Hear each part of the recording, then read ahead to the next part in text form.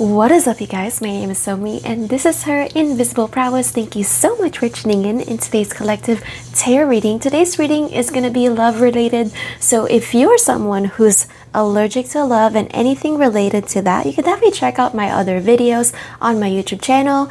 Today's reading is going to be about the main reason why your person has not contacted you at this time. Okay, so we're gonna be diving in. This is gonna be a collective tarot reading, so please only take what resonates and leave what doesn't. You can definitely DM me to book your private one-on-one tarot reading, so that way it's more personalized to you and your own current situation and things of that nature. And let's get started. All right, we have here, if you have to manifest them texting back, they're not it. You shouldn't need to light a candle, charge a crystal, and beg the moon to get a basic reply. You deserve effort, not witchcraft level intervention. Sometimes we get so lost in wanting to be liked so freaking badly that we kind of lose the point of dating and going out there and trying to find love, okay? When these obsessive thoughts and patterns come to you and it's so subconscious, you're not really conscious of like having this narrative in your mind, the need to be liked, the need to be validated, the need to be approved and accepted. Pivot that question. Do you even like this person? Do you want to keep entertaining someone who is wishy-washy, so unreliable, so inconsistent, okay? And if you're someone who has a pattern to entertain these type of energy, okay, that are often, of course, they're very, very chaotic energy, okay? Anything that does not have any consistency, regularity, or things of that nature, have any stability at all, you know it's a recipe for disaster, okay? We also have here, he doesn't need space, he needs therapy. Don't let him weaponize needing space when what he needs is to unpack his mommy issues. You're not the unpaid therapist in this rom-com flop. It's also really, really easy to make the assumption, of course, first of all, not everything is about you, okay? So when someone acts a certain way, when someone, behaves a certain way, even the way they talk, the way they treat you, it is most likely not a reflection of you, okay? And these are very subconscious patterns and behaviors when it comes to their connection to love and forming connections, period. It has nothing to do with you. So more than likely, this person that you've been thinking on, eyeing on, they're pulling back not because of anything that you inherently did wrong, okay? It's just how they distance themselves when they're catching too much feelings for anybody, okay? It's not even necessarily you. You're most likely entertaining who is a classic avoidant, okay? And if you don't know, you definitely need to research what types of attachment styles there are. There is anxious attachment style, there is avoidant attachment style. Sometimes they're kind of unorganized. Some people flip-flop between the two.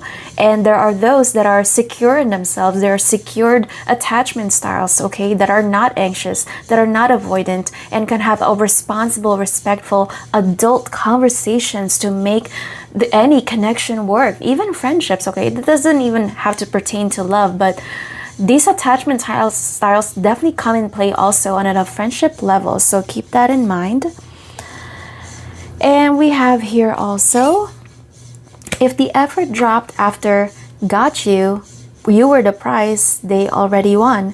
You're not the demo version, you're the full package. If they stop trying once, you say yes, return to sender, game over. Now, there are those that are, I know a lot of women really, really want to be locked into a commitment that is like everything to them, okay? And yet, once things really, really settle, you become really, really comfortable with each other, maybe you even move into a house together and you just kind of get in the flow of life. That's really what life is, okay? The person that you used to look up to and be so mesmerized with has now become someone who's becoming a roommate, someone you have to live with, someone you have to tolerate, someone you have to kind of escape when you're home, and now you try to fill your calendar with so many social events as long as you're not home, okay? That's because their efforts have stopped, okay? Once they got you, they really got you, and they feel the need, or they no longer feel the need to entertain you and wow you and keep the things that were so consistent in the beginning, and they just kind of fell off. And we also have here, stop romanticizing a walking red flag. This isn't a mystery, it's emotional unavailability. This isn't mystery, it's emotional unavailability in a leather jacket. He's not deep, he's just bad at texting back. Run. Ladies, I feel like there's so many of you that really want to be, I feel like it's like willful blindness, okay, to things when a man shows up, how they show up, the way they talk to you. And not everything is just about talk. What speaks louder is their actions, okay? And how they treat you, okay? Action, how they treat you speaks much louder than what they tell you, okay? They can tell you the nicest things, everything you want to hear ever, but if their actions are saying something else, is that something that's worth entertaining? And we have here also, the bar is not just low, it's in hell. Raise it like your rent depends on it. You're out here clapping because they didn't lie this time. Darling, bare minimum behavior, it's not an achievement. It's a baseline. Some of you really need to raise your standards when it comes to dating men or dating in general. None of this is gender specific. That please try to make it fit to how your current circumstances, if you're non-binary, all that stuff. But that's besides the point. The point is, you need to stop romanticizing bare minimum efforts, okay? And for those who are classic avoidants, okay, they're probably not even conscious of their own behavior. They like to have the upper hand in the connection. So they purposely make minimum efforts for you to bridge the gap, for you to close the distance, for you to overdo, to overgive, to overextend, okay? And of course, none of that will lead to a stable, healthy relationship foundation that you're actually looking for, okay, collective, for my divine feminines out there, okay?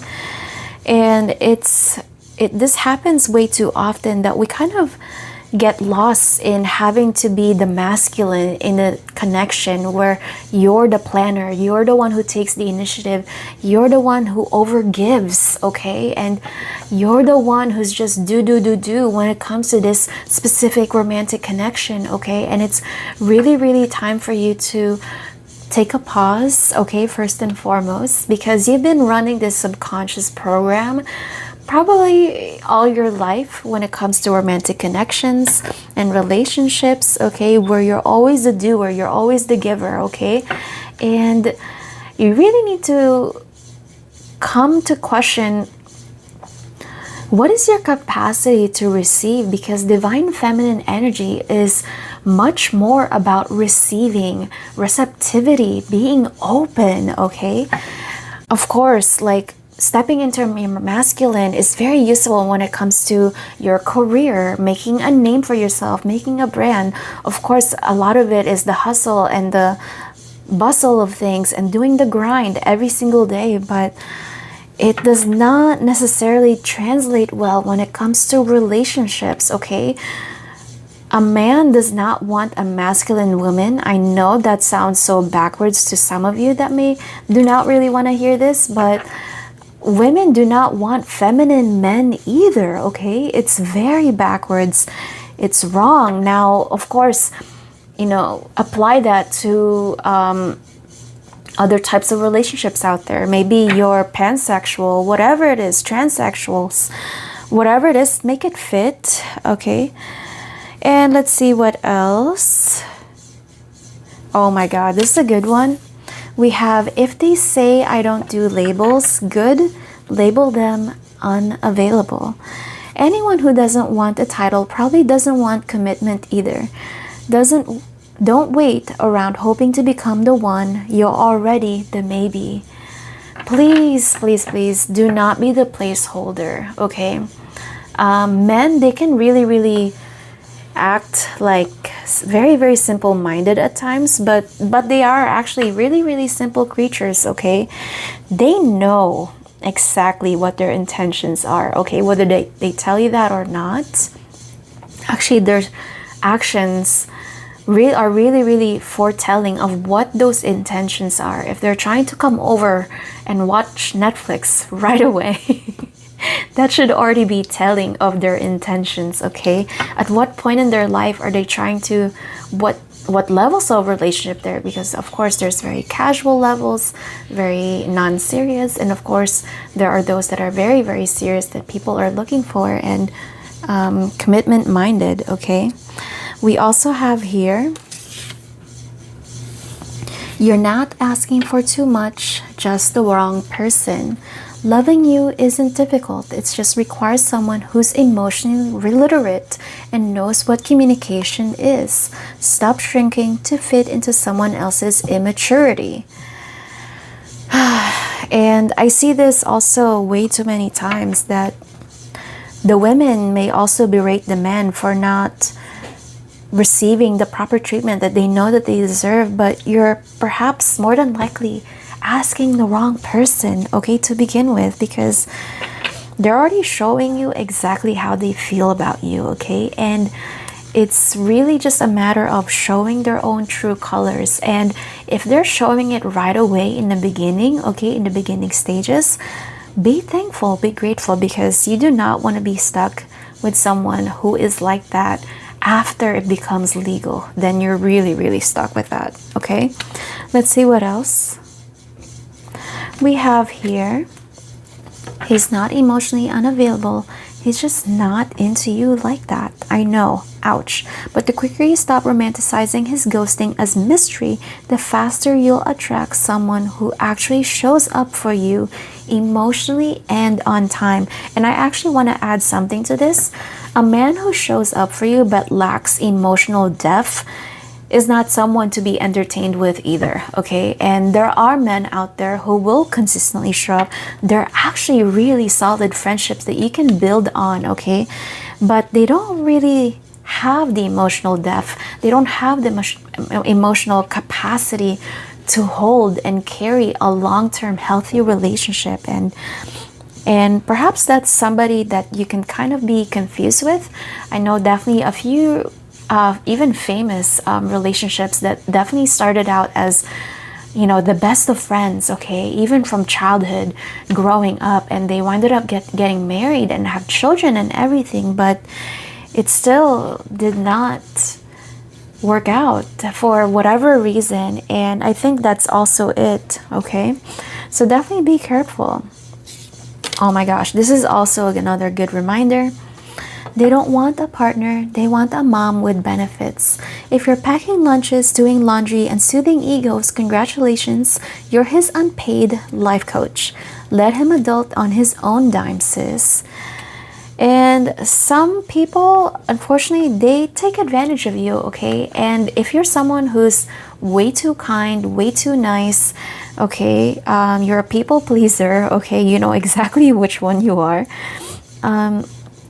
You're definitely prone to people who just take you for granted, but not only that, but people who take advantage of you. And kindness does not equate to being taken advantage of, okay?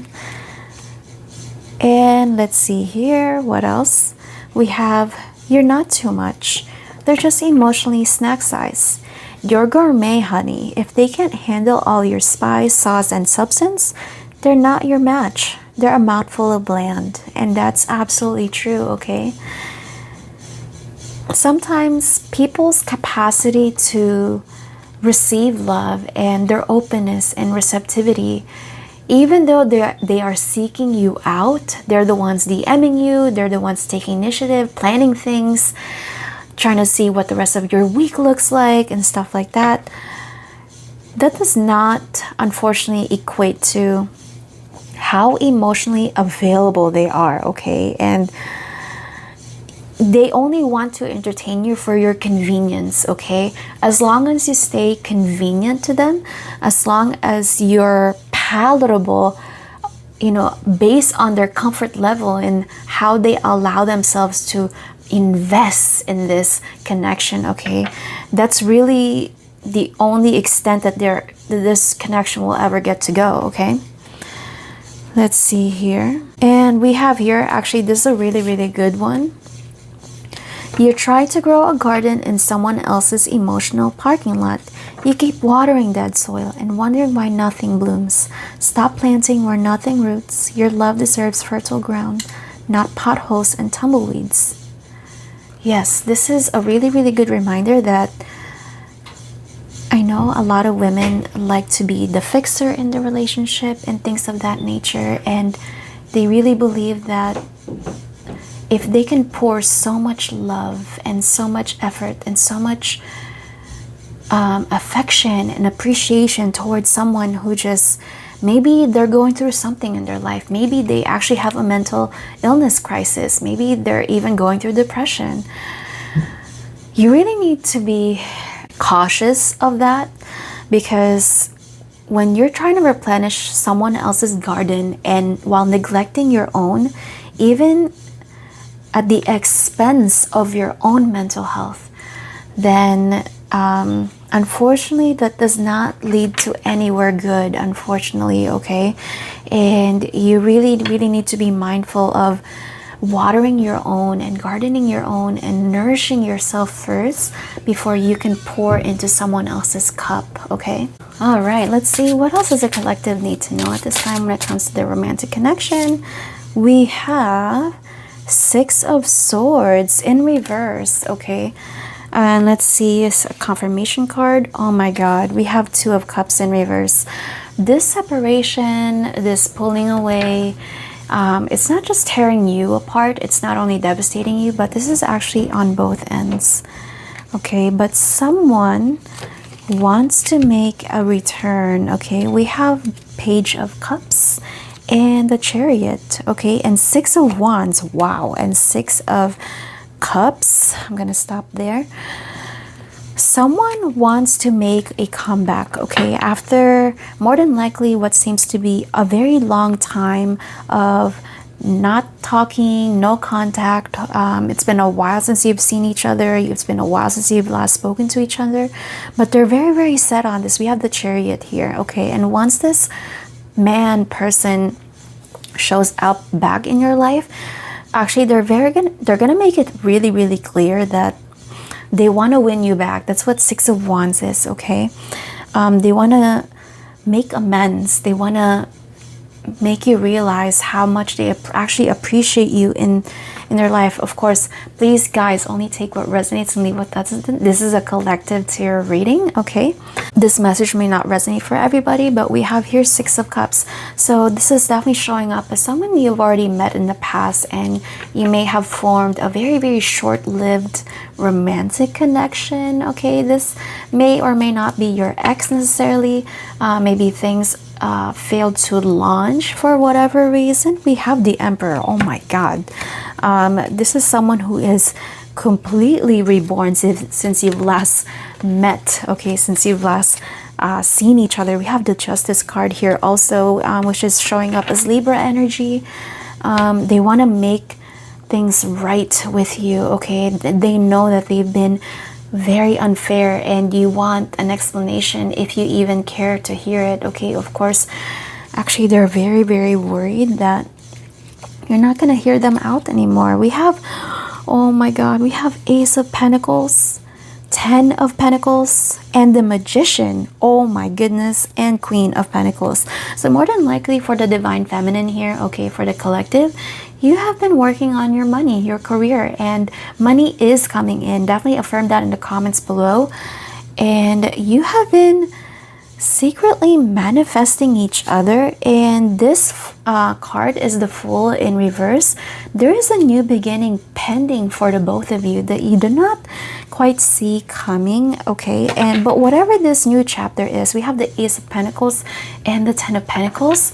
this new beginning is not something that's temporary. It's very something of permanence, and this is your happily ever after, okay? You will achieve riches, okay? You will be couple's goal, okay? You'll be, maybe you will even, we also have Six of Wands earlier, so maybe even in the future, your partnership, this romantic connection, is something that people in the internet will be looking up to and a source of inspiration. Take what resonates with that. Let's see what else. Wow, we have Five of Cups in reverse. Oh my god. Yeah, I have been, yeah, the Hierophant and Three of Cups. Now we definitely have double, triple confirmation that they want to make things right. They want to make things work with you, okay? They want you to really hear them out, okay? And of course, that's ultimately up to you, because this is someone who you knew as the King of Swords, okay? King of Swords is someone who is not emotionally available. Unfortunately, they're not really emotionally mature. They do not have that emotional intelligence about them, but that is changing because we just saw the Emperor earlier here, okay? And let's see some child messages from your person. We have, you touched my soul long before I knew what your hands felt like. Something about this connection is very much so very spiritual, okay? Yeah, like it says here, you are my perfect mirror. I reflect everything within your consciousness.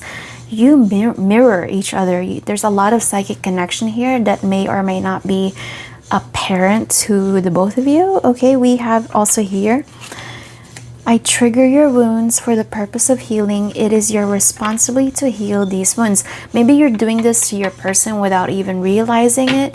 You have so much light about you, and light unfortunately exposes darkness, okay? And your light exposes this person's darkness. You expose their unhealed wounds, and these are wounds that could be childhood related, their need to be validated, their need to be to even have the upper hand. That's why there is such a classic avoidant, okay?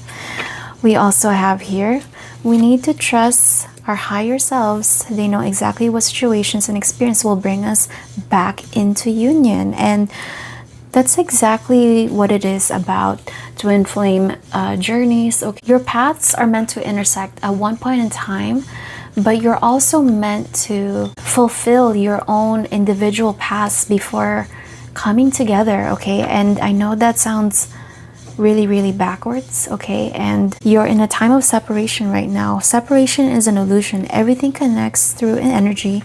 We are connected and share a bond for one another, whether we are in indirect contact or not.